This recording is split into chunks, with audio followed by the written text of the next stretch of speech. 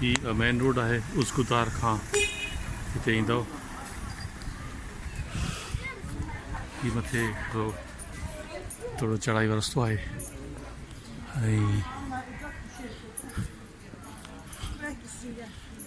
हिकु दरगाह आहे।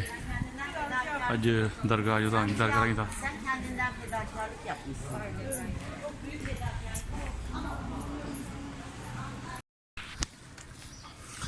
छा नालो? अज़ीज़ मोहम्मद हुदाई। ऐं ही हिकिड़ी दरगाह आहे अज़ीज़ मोहम्मद हुदाई जी। हा थोरो मूंखे ॿुधाए हलिया अचनि हेॾा हिनजे बारे में ॿुधाईंदो मूंखे। हाँ उनके वक्त जो ही चीफ जस्टिस हो, ठीक है ना, काजी हो अजीज़ महमूद हुदाई। ओके। हाँ पोइ हिनखे सूफ़ियानी रम्ज़ में या सूफ़ियानी जेको मंज़िल ते कीअं पहुतो त हिन को अहिड़ो फ़ैसिलो आयो हो को ज़ाल मुड़ुस जी तलाक जो या हज जे हिसाब सां को हिनखे फ़ैसिलो आयो।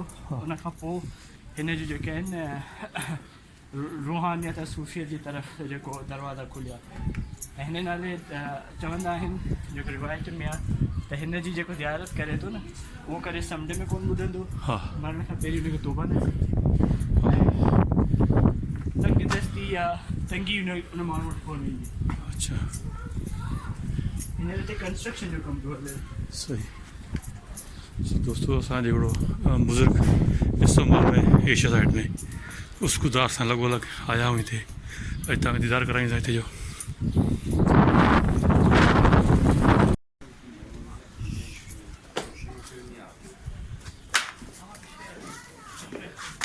हिते जूता लाभ आहे, जूता लाहिण खां पोइ अंदरि वञिबो।